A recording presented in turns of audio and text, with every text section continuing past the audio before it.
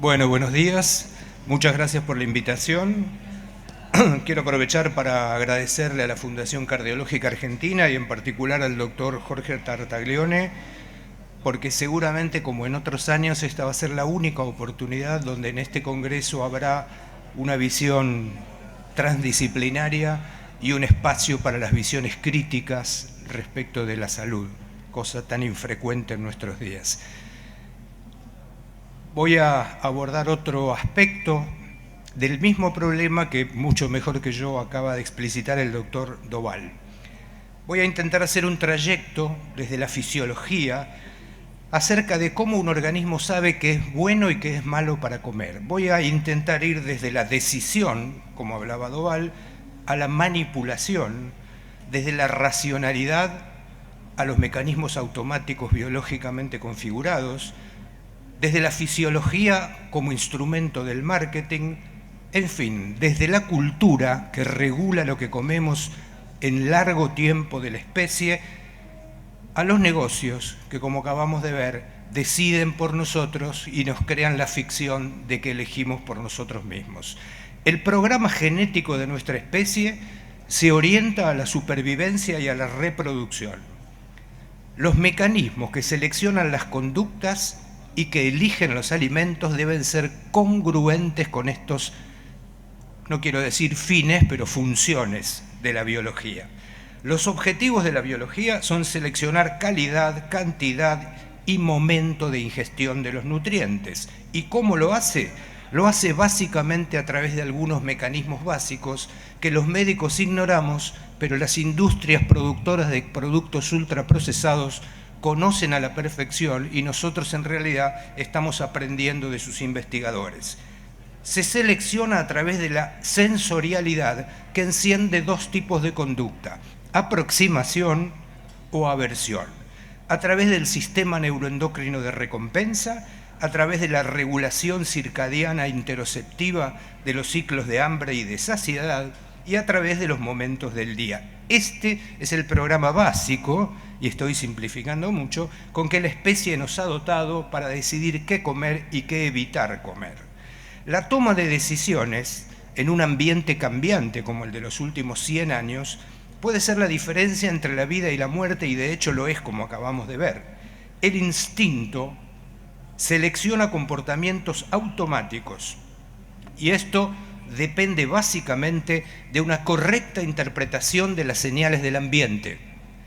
Pero les recuerdo que esto lo saben mucho más los productores de alimentos ultraprocesados que nosotros, y el marketing se basa precisamente en trabajar sobre esas señales.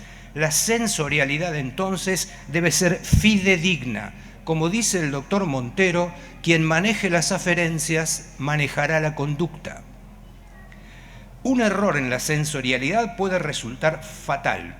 Ningún sistema de recompensa puede funcionar cuando recibe aferencias, estímulos supernormales, es decir, por encima del umbral, del punto de corte para el que la especie nos ha habilitado la percepción sensorial. Es decir, nuestro sistema neuroendocrino, básicamente regulado por el sistema nervioso central, ha sido capturado deliberadamente, científicamente, por una serie de estímulos del mundo industrial capitalista en el que vivimos, y desde esa manera, y creando la ficción del gusto y la elección individual, gobiernan nuestra conducta ingestiva. El control del consumo alimentario y del gasto de energía está exquisitamente regulado por circuitos biológicos, pero que como tales, como sistemas abiertos que somos los humanos, está fuertemente influenciado por el aprendizaje, la cognición, la memoria, las emociones, las señales ambientales. Es decir, esta interacción entre biología y cultura regula, configura y manipula la conducta ingestiva de los humanos contemporáneos. Cuando una persona se expone frecuentemente, desde antes de nacer, frecuentemente ocurre eso, a alimentos hiperpalatables con propiedades organolépticas de alta intensidad, suelen asociarse las señales y los contextos. Esto se llama condicionamiento asociativo. Esto genera aumento de la reactividad de las señales, Según la teoría clásica dual de Kahneman y Tversky, hay dos formas de responder a esto. Una es racionalmente y otra es automáticamente. Lo cierto es que nuestros sistemas biológicos están configurados para los sabores sutiles, para las ingestas moderadas, para los periodos de escasez, y por lo tanto han desarrollado conductas automáticas para contrarrestar estas dificultades de la especie. Sobre ellas se monta el marketing fisiológico de las señales que nos envía el mercado, que nos ofrece los productos comestibles, ya que no son alimentos. El sistema de recompensa básicamente se organiza en dos modalidades, una homeostática o biológica, que censa las reservas de energía, y otra hedónica o cultural, que se maneja a través del sistema de recompensa produciendo placer o aversión. Estos sistemas, que han estado exquisitamente configurados, son perfectamente adaptados a un ambiente que no es el nuestro. La medicina tiene muchas dificultades epistemológicas, pero una de las mayores es creer que la biología puede explicar la conducta y puede ocupar o explicar las enfermedades. Biología y cultura están de tal manera entrelazadas que resulta absurdo intentar describirlas por separado. Un medio obesogénico puede dejar huellas neuronales que configuran desde la vida intrauterina las respuestas a los estímulos ambientales. Estos cambios epigenéticos se logran a través de la neurogénesis, la plasticidad sináptica y la arborización dendrítica, y también desde la configuración de nuestra microbiota intestinal. Es decir, lo que vemos en el consultorio son cuerpos vividos, son cuerpos situados, son las transformaciones que en la biología produce habitar en el mundo que vivimos. Hay que sacarse de la cabeza el absurdo de la ingenuidad epistémica de creer que analizamos fenómenos biológicos. La conducta ingestiva puede ser decidida por varios mecanismos. Simplificando, hay un mecanismo lento de razonamiento y un mecanismo rápido o automático. Pero por supuesto estos mecanismos biológicamente determinados están fuertemente configurados por la cultura. Recuerden que los humanos, como todos los seres vivos, somos sistemas abiertos en permanente intercambio y transformación con el medio. Voy a dar 2 o 3 conceptos finales que me parece que están poco difundidos en la medicina. La primera es que probablemente tengamos que sacar de nuestras cabezas la ilusión de que el cerebro, el sistema nervioso central, funciona de manera reactiva, porque hoy se sabe, sin lugar a dudas, que nuestro cerebro funciona de manera predictiva. Si funcionara solo de manera reactiva, nos moriríamos rápidamente. En un mundo como el que vivimos, con un consumo ilimitado, se desafían todos los controles regulatorios de la fisiología. La medicina, ilusoriamente, con lo que se llama ingenuidad epistemológica, en su encierro disciplinar, hasta ahora ha creído ilusoriamente en las balas mágicas moleculares para interrumpir estos mecanismos, dejando intacto los medios que las producen. Los fármacos que tratan circuitos metabólicos del apetito y del estado de ánimo no pueden resolver las condiciones ambientales que los hacen necesarios. Un autor que yo recomiendo mucho a todos, en especial a los cardiólogos, es Peter Sterling, que está por sacar un nuevo libro. Y él se pregunta, ¿por qué nuestros sistemas regulatorios, que evolucionaron ajustados a responder a pequeñas señales con pequeñas satisfacciones, hoy demandan cada vez más y más en lo que se llama una escala hedónica o treadmill hedónico? Porque estamos configurados para privilegiar la oportunidad de comer por sobre cualquier otra conducta. La especie humana privilegia la saliencia del alimento por sobre otras conductas como la conducta sexual o la defensa territorial. Comer siempre es una urgencia para el modo en que está configurado nuestro sistema nervioso central. Por lo tanto, la saliencia y la disponibilidad de alimento son estímulos básicamente incontrolables para los humanos. Esto ocurre mucho antes de que tengamos un déficit calórico energético en el tejido adiposo. Las neuronas utilizan la información de la disponibilidad de alimentos en el ambiente para anticipar su valor nutricional, esto se llama saliencia, y otorgarle un anticipo de una respuesta gratificante. La saliencia y el afecto, o la valencia positiva que se une a la saliencia, determinan la conducta. Recuerden que la regulación de la mayoría de las variables biológicas no son homeostáticas como el pH, sino que son alostáticas como el peso o la presión arterial.